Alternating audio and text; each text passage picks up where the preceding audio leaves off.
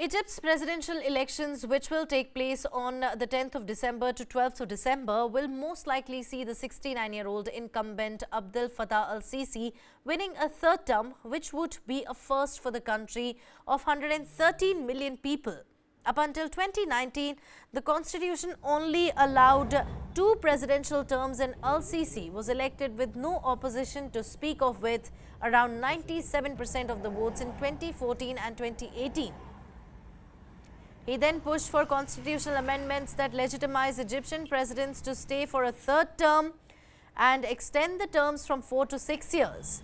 Egypt's President Abdel Fattah el-Sissi is standing for a third term, with the result a resounding win yet again in sight. Wars on the country's borders, especially in Gaza, have helped him stand as the stability candidate despite Egyptians' growing economic desperation. But while President Abdel Fattah el-Sissi's reputation has improved somewhat, observers fear that neither Egypt's economic crisis nor the dire human rights situation will be resolved.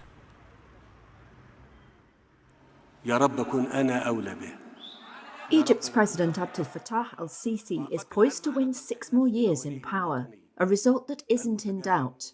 That's despite growing despair about soaring prices, which have stirred criticism of Sisi's record on the economy and his crackdowns on dissent. In power for close to a decade, the former army chief presents himself as a guarantor of stability in a volatile neighbourhood. 2 wars on Egypt's borders, in Gaza and Sudan, have hardly hurt that image. Sisi announced his campaign for the December 10th to 12th election would be curtailed to save funds for aid to Gaza, though giant posters of his face are everywhere.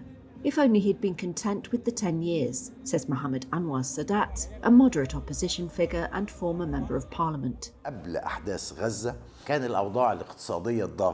Before the events of Gaza, the pressure on economic and living conditions, as well as other issues, were questioned by people and had created a state of anger against President Sisi and big reservations about his policies.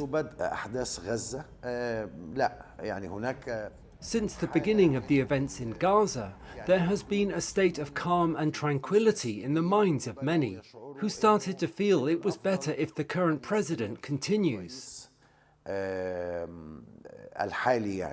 Sisi has overseen a crackdown since leading the 2013 ouster of Egypt's first democratically elected president, Mohamed Morsi of the Muslim Brotherhood.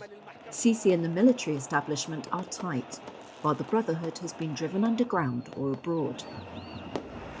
The constitution was amended in 2019 to let Sisi stand for a third time, and it extended the presidential term to 6 years from 4. Sisi was declared winner with 97% of the vote in the previous 2 elections. But Egyptian authorities seem wary of a public backlash this time, so 3 candidates have qualified to stand, all of them low profile and muted in their criticism. This is Medhat al-Zahed, head of the Socialist Popular Alliance Party, which is boycotting the vote. They needed a degree of competition because of pressure concerning freedoms and human rights in Egypt and pent-up popular frustrations. So there was an attempt to release these frustrations through peaceful means, so long as the ceiling is defined. A national dialogue earlier this year allowed the airing of a few critical views, and some prisoners were pardoned. But arrests have continued. Parliament is dominated by Sisi's supporters, and his allies control the media. A campaign by leftist politician Ahmed al-Tantawi, the most prominent potential opposition candidate, briefly tapped into pent-up discontent.